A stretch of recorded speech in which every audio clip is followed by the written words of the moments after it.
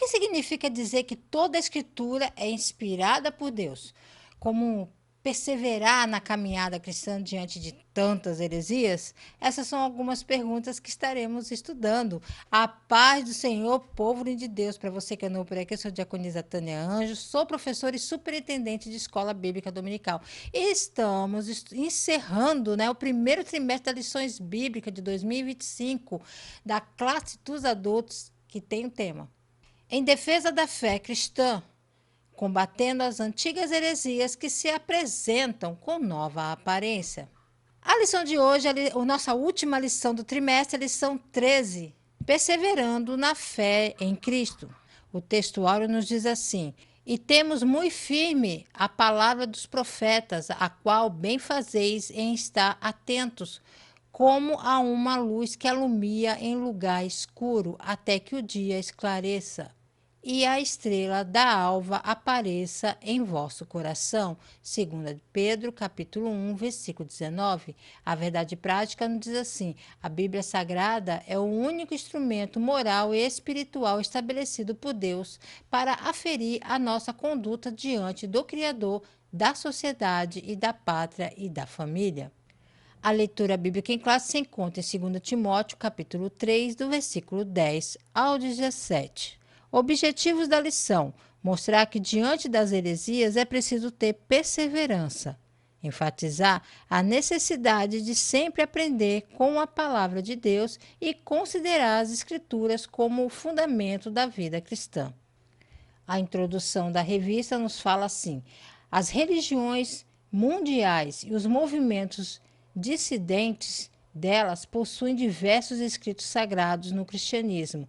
A fonte da autoridade é a Bíblia Sagrada. A autoridade bíblica deriva sua origem em Deus, o que nos permite chamar a Bíblia de a palavra de Deus. Isso encerra a superioridade das Escrituras como plena e total garantia da infalibilidade, mas não falta quem indevidamente reivindica essa mesma autoridade ou até mais que as Escrituras. A palavra-chave é perseverança. Pegue papel e caneta e anote as referências que aparecerão aqui no vídeo. Não esqueça de curtir, comentar, compartilhar pelo menos com uma pessoa no grupo do WhatsApp da sua igreja, no Telegram, que você estará ajudando a esse canal a levar o ensino da palavra de Deus, e sempre lembrando que o slide dessa lição, que está aparecendo aqui ao lado, estará aqui embaixo, o link azulzinho para você clicar e baixar para usar em sala de aula, você professor, ok? Então vamos lá. Tópico 1: diante das heresias é preciso perseverança. Subtópico 1: falsos mestres. As duas epístolas a Timóteo, classificadas com justiça como epístolas pastorais, juntamente com a epístola a Tito, destacam-se também pelo seu caráter apologético. São refutações às heresias contra as fábulas ou as genealogias intermináveis e a expressão falsamente chamada ciência. Sem dúvida, é um combate ao pensamento gnóstico que começou a surgir e chegou ao ápice no século II. Irineu de Leão combateu o tal sistema com sua obra Contra as Heresias. O apóstolo Paulo está combatendo dois principais grupos heréticos em sua geração: os gnósticos, de sua geração, como combateu as heresias judaicas também de sua época, os falsos doutores da lei, da circuncisão e as fábulas judaicas. O tema que emerge na carta de Paulo a Timóteo é ordem da igreja, como estabelecer e organizar adequadamente uma igreja do Novo Testamento. No entanto, antes que Paulo pudesse começar a discutir a ordem da igreja, como os papéis distintos de homens e mulheres na igreja, o reconhecimento de presbíteros e diáconos na igreja e outros assuntos importantes da ordem da igreja, ele primeiro teve que cuidar do problema crítico dos falsos mestres que estavam dentro e ao redor da igreja em Éfeso, na cidade que abrigava o culto de Artemis. Falsos ensinamentos estavam se espalhando e a riqueza estava afastando algumas pessoas da igreja da verdade e do evangelho. No capítulo 2, versículo 8 ao 15, Paulo instrui Timóteo a responder de maneira específica pelas quais homens e mulheres deixaram esses falsos ensinamentos afetarem suas vidas cristãs. A crítica de Paulo é instrutiva para a maneira como todos os cristãos são chamados a representar a verdade do Evangelho e se opor a qualquer coisa contrária à verdade do Evangelho. Focado em manter o testemunho da igreja em Éfeso, Paulo exorta Timóteo a erradicar o falso ensino e seus efeitos sobre a comunidade cristã, incentivando a oração pacífica, a humildade em relação à riqueza, o aumento da educação na verdade e o confronto com a autoridade abusiva. Subtópico 2, a experiência apostólica. O apóstolo elogia a perseverança de Timóteo na fé e na doutrina em tempos tão difíceis. As perseguições são uma referência à experiência da primeira viagem missionária juntamente com Barnabé.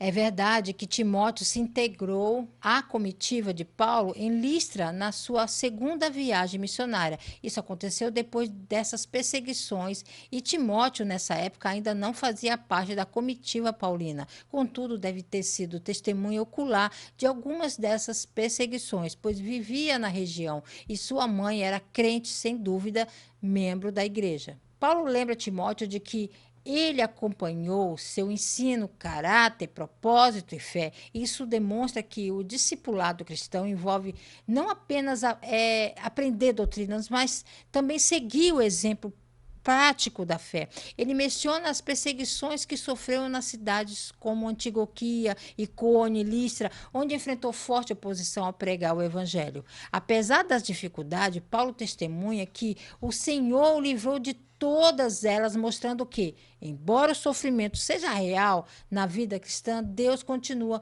cuidando de seus servos. A experiência apostólica de Paulo ensina que seguir a Cristo envolve ensino correto, caráter piedoso, perseverança e até perseguição, mas também a certeza do livramento e da presença de Deus. Timóteo, como discípulo de Paulo, deveria se preparar para enfrentar desafios semelhantes no ministério. Subtópico 3, entendendo o querer. O verbo querer em todos os que piamente querem viver em Cristo Jesus padecerão perseguições é mais que um simples desejo, mas uma resolução, ou seja, um propósito de coração. É uma vida com propósito. Sofrer pela causa do Evangelho é motivo para glorificar a Deus, porque sobre vós repousa o Espírito da glória de Deus. É isso que Deus espera de cada um de nós na atualidade.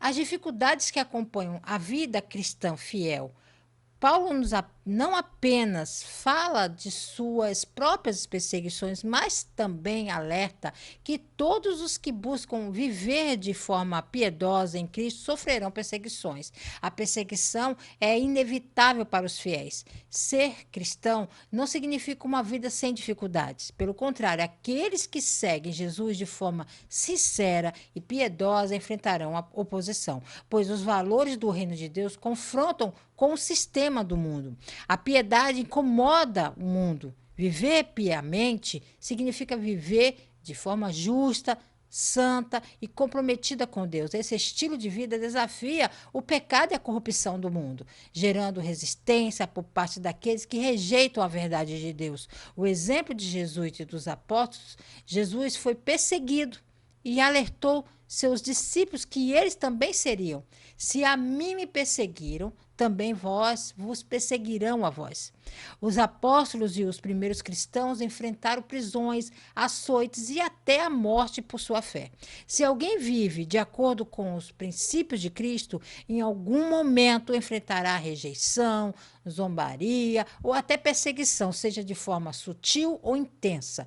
O verdadeiro cristão não deve se conformar com o mundo, mas permanecer firme, confiando que Deus fortalece e livra seus servos. A perseguição não é sinal de derrota, mas uma marca de quem pertence a Cristo e vive para Ele. Esse versículo nos desafia a permanecer fiéis, mesmo diante da dificuldade, sabendo que nossa recompensa está em Deus. Subtópico 4. Característica dos enganadores. O termo usado pelo apóstolo para enganadores ou impostores é goes, uma palavra que aparece uma só vez no Novo Testamento e nenhuma na Septuaginta, usado na antiga literatura grega como embusteiro, impostor, feiticeiro, charlatão, encantador. Então, essas pessoas denunciadas por Paulo pertencem ao campo religioso. Isso indica que o apóstolo está se referindo a ensinadores e doutrinadores de mentiras e falsos mestres.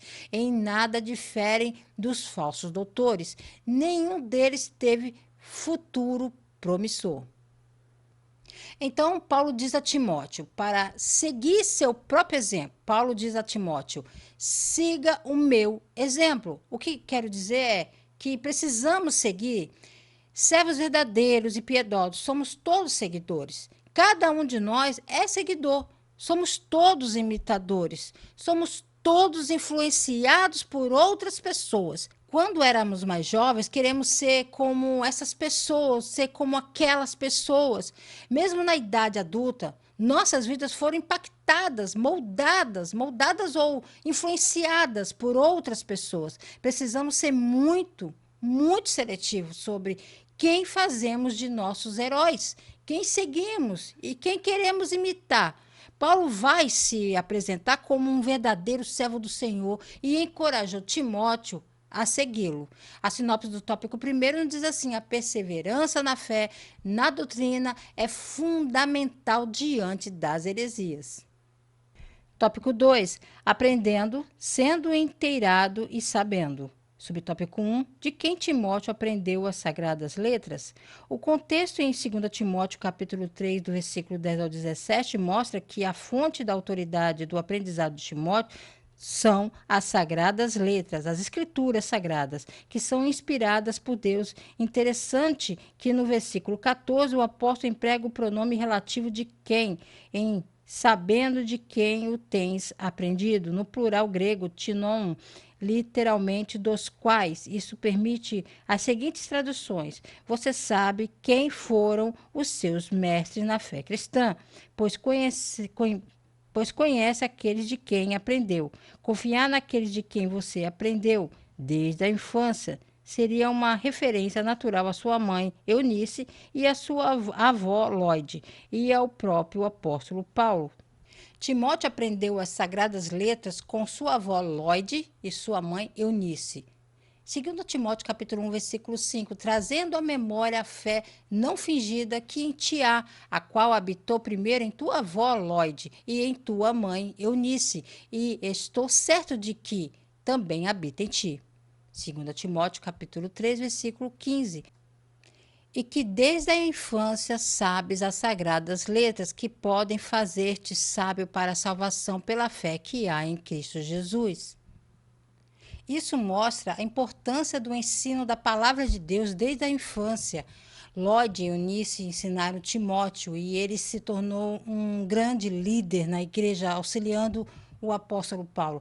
Essa passagem também nos lembra como o ensino bíblico dentro do lar é fundamental para a formação espiritual das próximas gerações. Subtópico 2. Permanecendo firme nas sagradas letras. Timóteo é exortado a permanecer firme naquilo que aprendeu e que acredita ou de que foste inteirado por duas razões principais. A. Porque sabia de quem tinha aprendido. B. Porque são as sagradas letras, os escritos sagrados, a Bíblia, o que ele aprendeu de sua mãe e de sua avó. Era uma herança espiritual muito útil para o exercício de seu ministério sob orientação paulina. Aprendemos com isso a importância da educação nos caminhos do Senhor desde a infância no lar. O ensino cristão deve começar em casa, no lar. A igreja, por meio da escola bíblica dominical, apoia e complementa essa formação. Esse princípio vale para os nossos dias. Elas não apenas levaram Timóteo à sinagoga, mas também o instruíram deliberadamente nas Escrituras. Isso fez dele um jovem temente a Deus e preparado para a obra do Senhor. Hoje, muitos pais acreditam que apenas levar os filhos à igreja é suficiente para que eles cresçam na fé. No entanto, se não houver um ensino constante dentro do lar, os filhos podem crescer sem um alicerce firme. O problema: muitas crianças e jovens passam poucas horas na igreja por semana, mas consomem muitas horas de influências do mundo, TV, internet, redes sociais, escola, etc. Se os pais não ensinarem a viver a palavra em casa, a igreja sozinha não conseguirá suprir essa lacuna. A solução: seguir o exemplo de Ló e Eunice, ensinando a Bíblia dentro do lar, fazer devocionais em família, orar juntos e mostrar as atitudes como é viver uma vida em Cristo. Ensinar os filhos a discernir o certo do errado e defenderem sua fé. A igreja tem um papel fundamental, mas os pais são os primeiros responsáveis pela educação espiritual de seus filhos.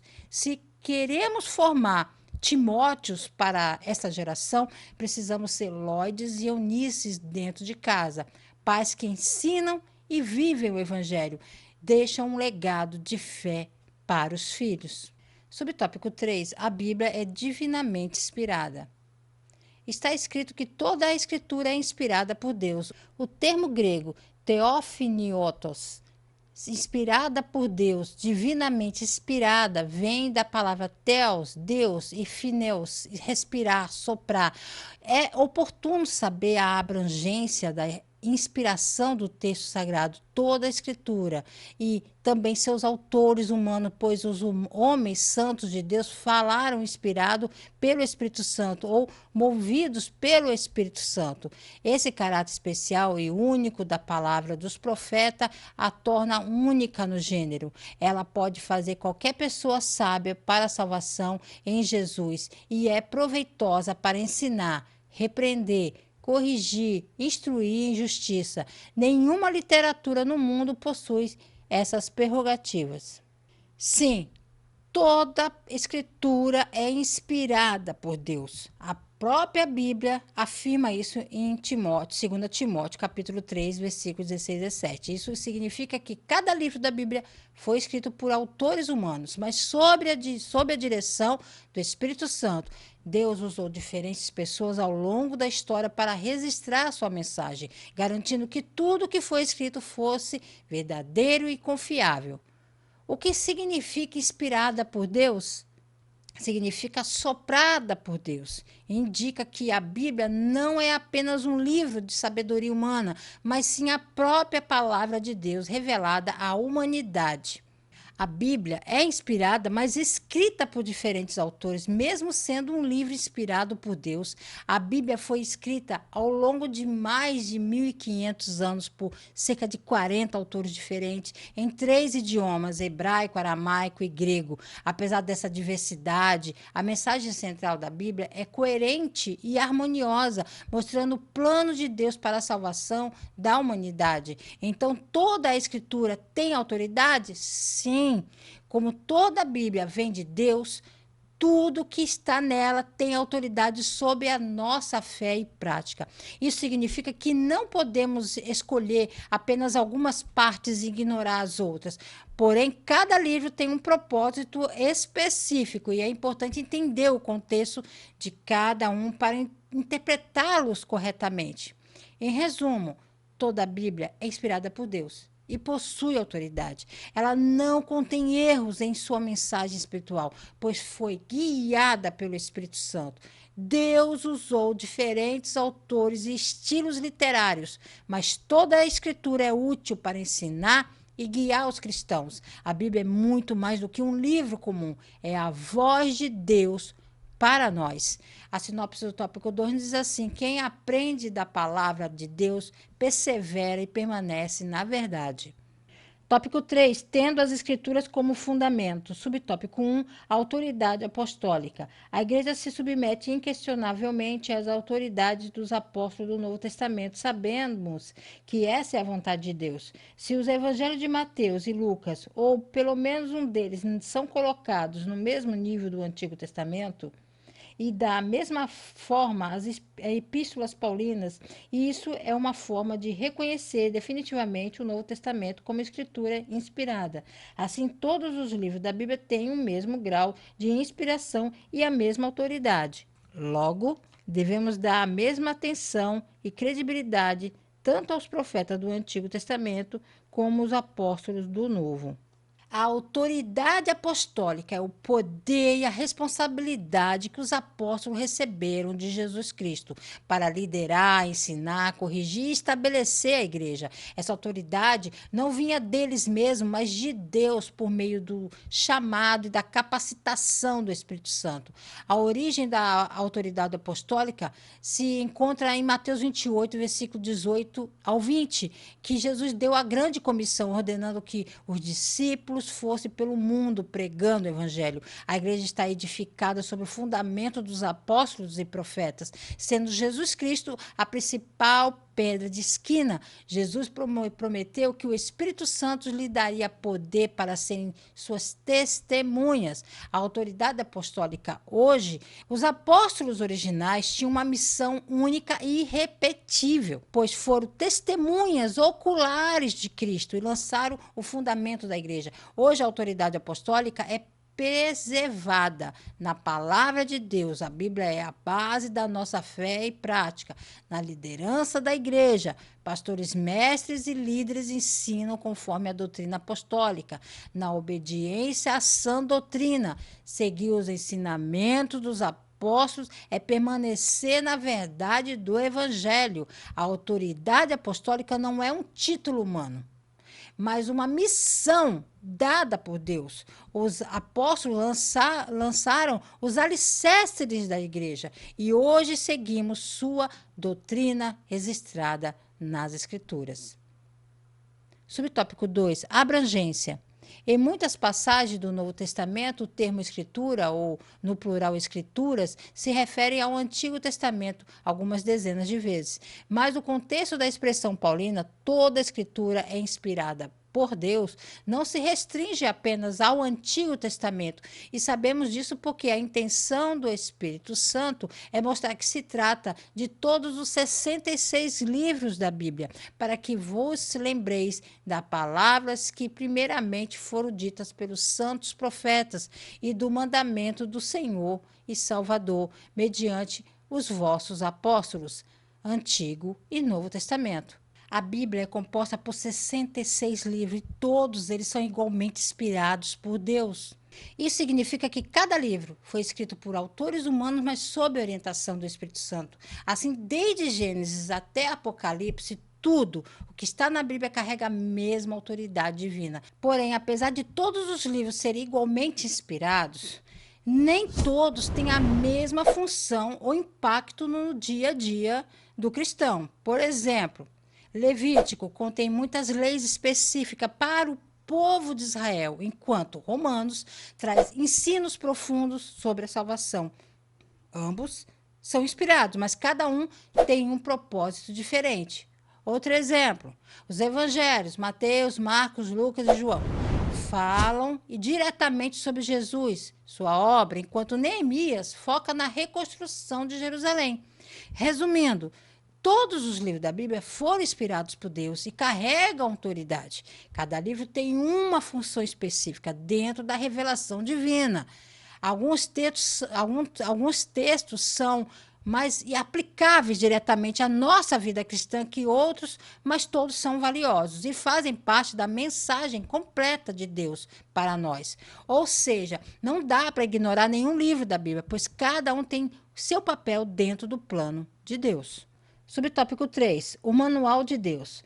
Além de ser valiosa para os 4 propósitos pastorais, a Bíblia é proveitosa para ensinar, para redarguir, para corrigir, para instruir em justiça.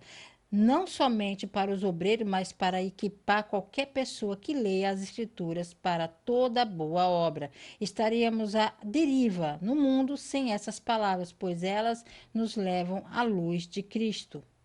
Para entender melhor 2 Timóteo, capítulo 3, versículos 16 a 17, vamos usar um exemplo prático do dia a dia, que ilustra como a Bíblia é proveitosa para ensinar, redarguir, corrigir e instruir em justiça.